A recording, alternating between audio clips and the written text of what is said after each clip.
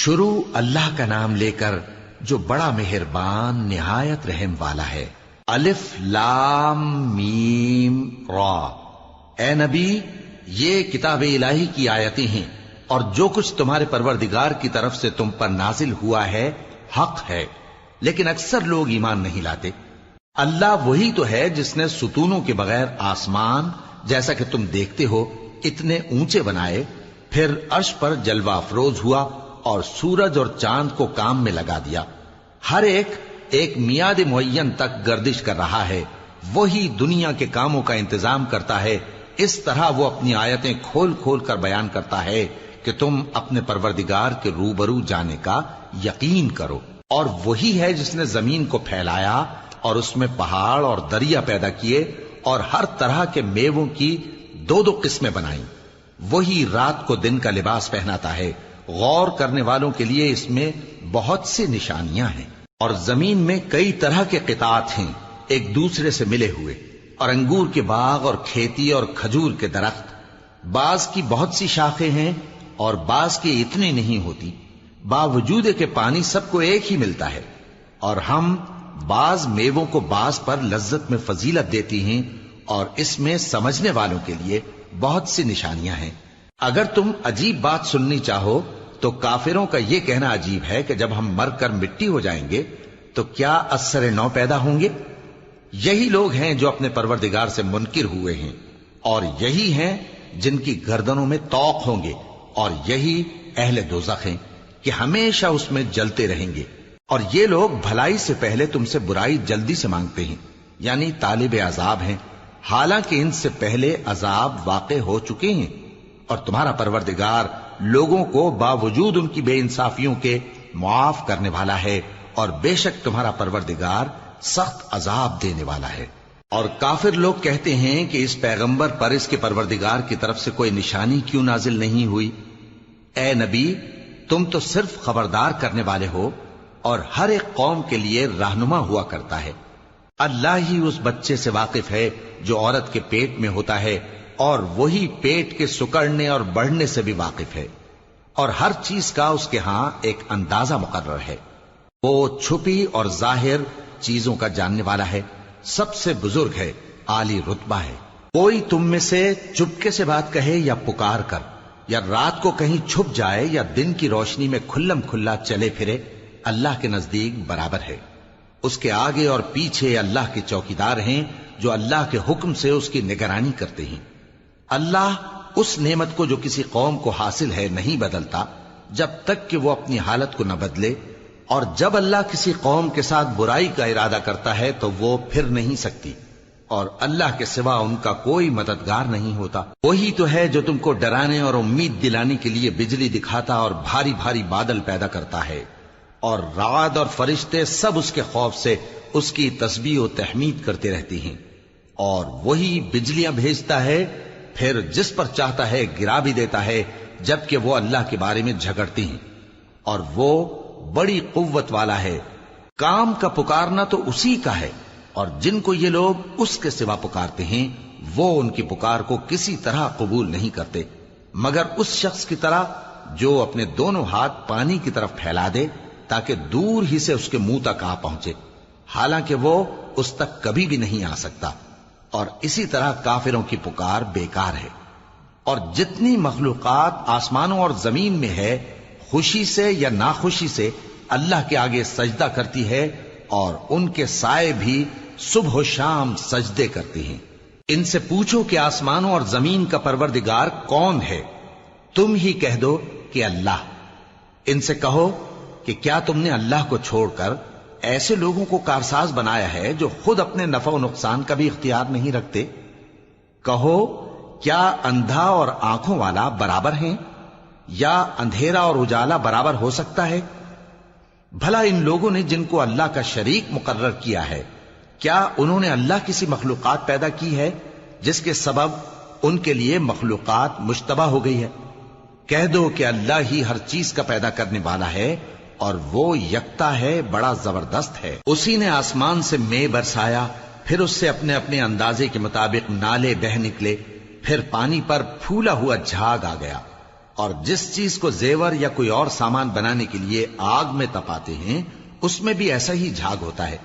اس طرح اللہ حق و باطل کی مثال بیان فرماتا ہے. سو جھاگ تو سوکھ کر زائل ہو جاتا ہے اور پانی جو لوگوں کو فائدہ پہنچاتا ہے وہ زمین میں ٹھہرا رہتا ہے.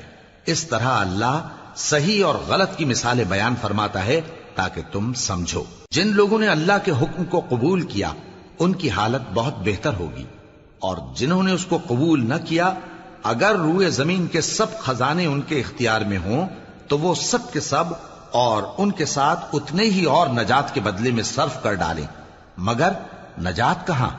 ایسے لوگوں کا حساب بھی برا ہوگا اور ان کا ٹھکانہ بھی دوزخ ہے، اور وہ بری جگہ ہے.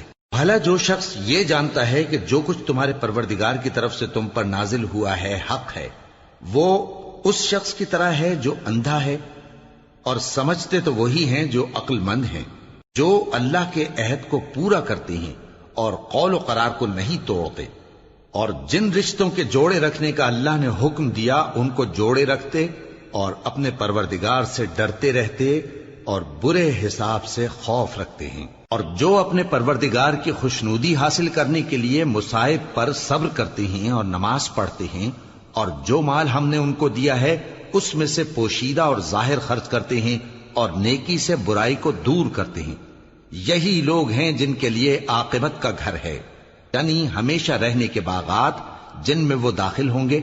اور ان کے باپ دادوں اور بیویوں اور اولاد میں سے جو نیکوکار ہوں گے وہ بھی بہشت میں جائیں گے، اور فرشتے بہشت کے ہر ایک دروازے سے ان کے پاس آئیں گے اور کہیں گے تم پر سلام ہو، یہ تمہاری ثابت قدمی کا بدلہ ہے، اور عاقبت کا گھر خوب گھر ہے. اور جو لوگ اللہ سے پختہ عہد کر کے اس کو توڑ ڈالتے اور جن رشتوں کے جوڑے رکھنے کا اللہ نے حکم دیا ہے ان کو قطع کر دیتے اور ملک میں فساد کرتے ہیں، ایسوں پر لعنت ہے اور ان کے لیے برا انجام ہے. اللہ جس کا چاہتا ہے رزق فراخ کر دیتا ہے اور جس کا چاہتا ہے تنگ کر دیتا ہے. اور کافر لوگ دنیا کی زندگی پر خوش ہو رہے ہیں، اور دنیا کی زندگی آخرت کے مقابلے میں بہت تھوڑا سامان ہے. اور کافر کہتے ہیں کہ اس پیغمبر پر اس کے پروردگار کی طرف سے کوئی نشانی کیوں نازل نہیں ہوئی؟ کہہ دو کہ اللہ جسے چاہتا ہے گمراہ کرتا ہے، اور جو اس کی طرف رجوع ہوتا ہے اس کو اپنی طرف کا رستہ دکھاتا ہے، یعنی ان کو جو ایمان لاتے اور جن کے دل اللہ کی یاد سے آرام پاتے ہیں ان کو. اور سن رکھو کہ اللہ کی یاد سے ہی دل آرام پاتے ہیں. جو لوگ ایمان لائے اور عمل نیک کیے ان کے لیے خوشحالی اور عمدہ ٹھکانہ ہے. جس طرح ہم پہلے پیغمبر بھیجتے رہے ہیں اسی طرح اے نبی ہم نے تم کو اس امت میں جس سے پہلے بہت سی امتیں گزر چکی ہیں بھیجا ہے، تاکہ تم ان کو وہ کتاب جو ہم نے تمہاری طرف بھیجی ہے پڑھ کر سنا دو. اور یہ لوگ رحمان کو نہیں مانتے. کہہ دو وہی تو میرا پروردگار ہے، اس کے سوا کوئی معبود نہیں، میں اسی پر بھروسہ رکھتا ہوں اور اسی کی طرف رجوع کرتا ہوں. اور اگر کوئی قرآن ایسا ہوتا کہ اس کی تاثیر سے پہاڑ چل پڑتے یا زمین پھٹ جاتی یا مردوں سے کلام کر سکتے تو کیا یہ لوگ ایمان لے آتے؟ بات یہ ہے کہ سب باتیں اللہ کے اختیار میں ہیں. تو کیا مومنوں کو اس سے اطمینان نہیں ہوا کہ اگر اللہ چاہتا تو سب لوگوں کو ہدایت کے رستے پر چلا دیتا؟ اور کافروں پر ہمیشہ ان کے اعمال کے بدلے آفت آتی رہے گی یا ان کے مکانات کے قریب نازل ہوتی رہے گی یہاں تک کہ اللہ کا وعدہ آ پہنچے. بے شک اللہ وعدہ خلاف نہیں کرتا. اور تم سے پہلے بھی رسولوں کے ساتھ تمسخر ہوتے رہے ہیں تو میں نے کافروں کو مہلت دی، پھر میں نے ان کو پکڑ لیا. سو دیکھ لو کہ میرا عذاب کیسا رہا. تو کیا وہ جو ہر شخص کے اعمال کا نگراں و نگہبان ہے وہ بتوں کی طرح بے علم و بے خبر ہو سکتا ہے؟ اور ان لوگوں نے اللہ کے شریک مقرر کر رکھے ہیں. ان سے کہو کہ ذرا ان کے نام تو لو. کیا تم اسے ایسی چیزیں بتاتے ہو جو روئے زمین پر ہیں اور اسے معلوم نہیں، یا تم لوگ محض سطحی بات کی تقلید کرتے ہو؟ اصل یہ ہے کہ کافروں کو ان کے فریب خوبصورت معلوم ہوتے ہیں اور وہ ہدایت کے رستے سے روک لیے گئے ہیں. اور جسے اللہ گمراہ رہنے دے اسے کوئی ہدایت کرنے والا نہیں. ان کو دنیا کی زندگی میں بھی عذاب ہے اور آخرت کا عذاب تو بہت ہی سخت ہے. اور ان کو اللہ کے عذاب سے کوئی بھی بچانے والا نہیں۔ جس جنت کا پرہیزگاروں سے وعدہ کیا گیا ہے اس کی شان یہ ہے کہ اس کے نیچے نہریں بہ رہی ہیں، اس کے پھل ہمیشہ باقی رہنے والے ہیں اور اس کے سائے بھی۔ یہ ان لوگوں کا انجام ہے جو متقی ہیں، اور کافروں کا انجام دوزخ ہے۔ اور جن لوگوں کو ہم نے کتاب دی ہے وہ اس کتاب سے جو تم پر نازل ہوئی ہے خوش ہوتی ہیں، اور بعض فرقے اس کی بعض باتیں نہیں بھی مانتے۔ کہہ دو کہ مجھ کو یہی حکم ہوا ہے کہ اللہ ہی کی عبادت کروں اور اس کے ساتھ کسی کو شریک نہ بناؤں۔ میں اسی کی طرف بلاتا ہوں اور اسی کی طرف مجھے لوٹنا ہے۔ اور اسی طرح ہم نے اس قرآن کو عربی زبان کا فرمان بنا کر نازل کیا ہے، اور اگر تم علم آ جانے کے بعد ان لوگوں کی خواہشوں کے پیچھے چلو گے تو اللہ کے سامنے کوئی نہ تمہارا مددگار ہوگا اور نہ کوئی بچانے والا۔ اور اے نبی، ہم نے تم سے پہلے بھی پیغمبر بھیجے تھے اور ان کو بیویاں اور اولاد بھی دی تھی، اور کسی پیغمبر کے اختیار کی بات نہ تھی کہ اللہ کے حکم کے بغیر کوئی نشانی لے آتا۔ ہر حکم قضا کتاب میں لکھا ہوا ہے۔ اللہ جس چیز کو چاہتا ہے مٹا دیتا ہے اور جس کو چاہتا ہے باقی رکھتا ہے، اور اسی کے پاس اصل کتاب ہے۔